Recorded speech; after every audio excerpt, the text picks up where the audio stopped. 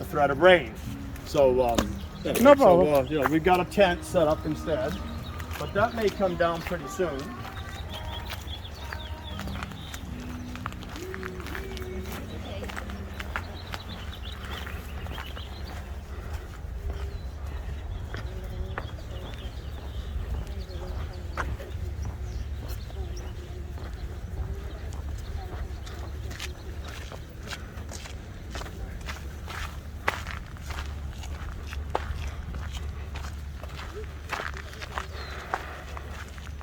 این آقا دارن زحمت میکشن که در واقع به ما تور میدن. All right, I put a couple of pieces of stemware there, a couple of pieces here, and then I've got Sean kind of in the middle here. So yeah. بشین. Where are you visiting from? Oh, wonderful. You're welcome. Tour here. Nothing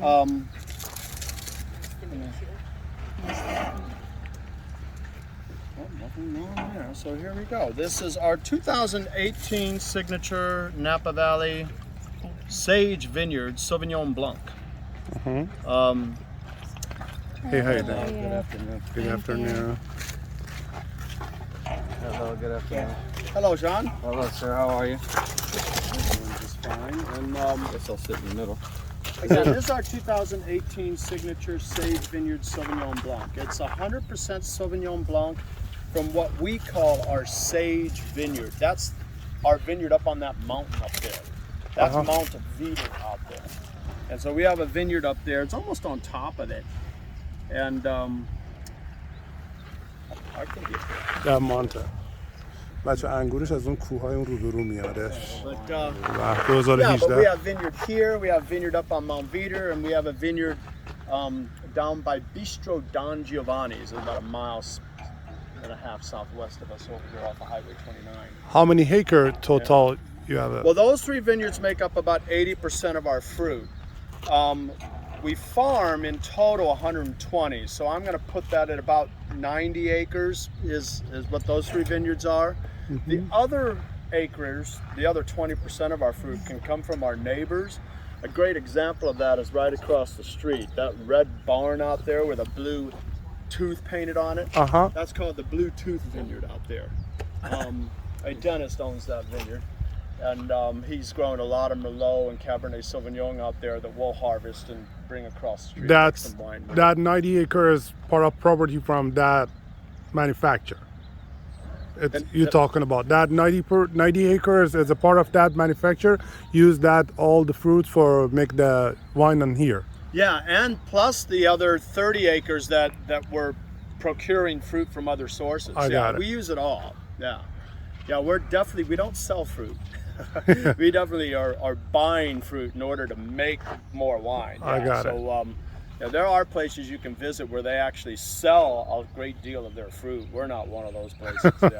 You need that. You need all of them. Exactly. Yeah, that is very true. Yeah. Let me translate on my video. So let me offer you a toast in Farsi. You'll come to learn this pretty quickly if you don't already. Farsi's not very good. My Farsi is salamati. Salamati. Salamati. We are Persian, it's okay. Salamati. Skull. Salamati. Cheers. Yeah, Salamati. Noosh. So, it means, I guess, something like to your health, right? Yeah. And sorry, I'm not drinking all of them because I have to drive. Next few hours. I can't drink it, it's okay. That's no problem. We like responsible people here. That's good. Yeah. Thank you. You're good. All right. So, what we're in right now is a Cabernet Sauvignon vineyard. There are no white wine grapes growing on this property. So the only three grapes we have growing here are Cabernet Sauvignon, some Shiraz at the back of the property. And there's been some Cabernet Franc planted up in front here. We won't get a crop from that, I don't think, until 2022. But nevertheless, we're in a Cabernet Sauvignon vineyard here. What's kind of neat right now is bud break has occurred. So the leaves have just started. The very first leaves have come. And one of the interesting things about these vines is that one of the first things they're going to shoot is the flowers. And they'll look like little miniature grapes and little grape clusters. And then there'll be more shoot, leaf, shoot, leaf, shoot, leaf, shoot. Now, if let's say the plant didn't behave that way, let's say that it were in some branches it had 10 leaves and then the flowers, you know, or and then 20 leaves and then the flowers, and then so on and so forth. Let's say the plant did that. There'd be fruit all over the place. It'd be almost impossible to manage, control, anything. But as it is, we're helped by the plant itself that it shoots a flower real early. And what that's going to do is make all the fruit, when it's on the vine, it'll all hang right here. So at all at that level. So what that allows us, well, it makes it pretty easy to manage and pick the fruit and all that. And then all this growth gets guided into these wires, and then this is what we call a canopy. And that canopy can be controlled for maximum shade or minimal shade. You know, so there's ways of shading the fruit and stuff like that. Down here on the south end of Napa Valley, it's usually a little cooler than it would be, say, in Calistoga. And Dariush actually picked this property in large part because he knew that it wasn't very far from the marine influence just south of us here, not unlike Bordeaux. So Bordeaux has a marine influence too, so he kind of sought that out as well. So he liked this property a great deal. And I'll get into when he bought it and all that. But bottom line is, because it is a little cooler here in the summertime than it would be, say, anywhere north of Yountville, we don't have a whole lot of shade on this fruit. Usually there's, you know, we have just a single column of leaves here, rather than the Y. You've seen the trellising that looks like it splits in two, and you get a lot of shade on the fruit when you've got that Y formation there. So anyway, I grew up in Phoenix. That means I regard these vines as cactus. They have a lot of things in common with cactus. I mean, one, they don't need a lot of water. A simple little drip system is enough water, and certainly if this was a water-intensive crop, we couldn't plant it here in coastal California. There's not enough water for a water-intensive crop. And the other thing they have in common with cactus is they don't need good soil. That's very cactus. Yep. In fact, kind of, it's probably it's an overstatement to say the worse the soil, the better the grapes you'll get. But you just don't need good soil. Let's put it that way. It doesn't need to be the stuff where you would plant your potatoes and your carrots, and it doesn't need to be that fertile. And we didn't have a cactus here. There is some, believe it or not. You can find some prickly pear every now and there. For maybe some agave. Succulents. Yeah, some succulents Agave in there. and Yeah. paddle cactus, you'll see. Spicy. It's pretty dry here.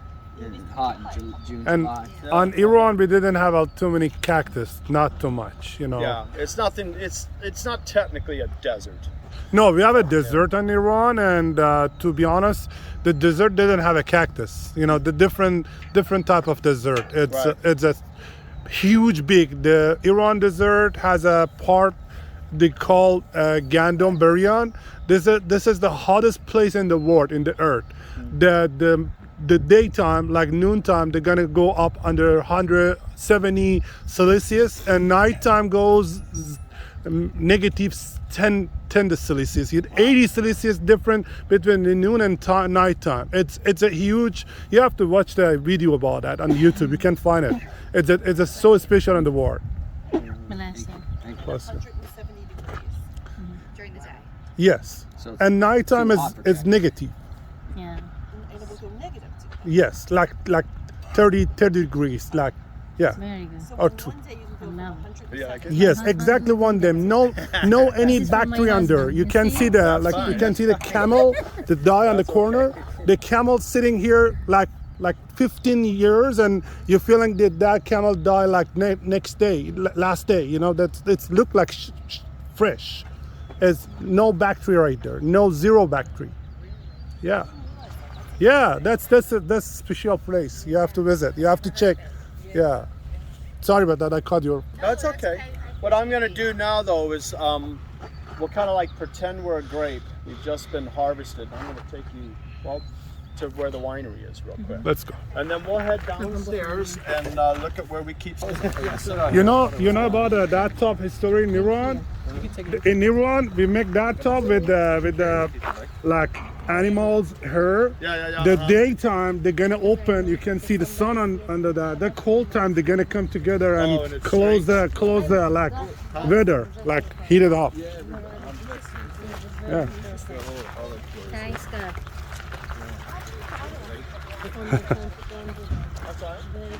Oh, really? Oh, okay. خب بچه دیگه هم دارم که احتمالاً یه 4-5 تا ویدیو 15 دقیقه بعد براتون بسازم. این آقا گفتش که 90 هیکر اینا خودشون چیز دارن، پراپرتی دارن، یعنی زمین دارن برای کشاورزیشون. از 120 هیکر چیزای دیگه استفاده میکنن و اینکه تمام محصولاتشون خودشون استفاده میکنن، محصولاتشون رو نمیفروشن، یعنی انگوراشون رو و برای تولیداتشون لازم دارن. شراب شیراز هم انگورش اونجاست، تو اون منطقه است.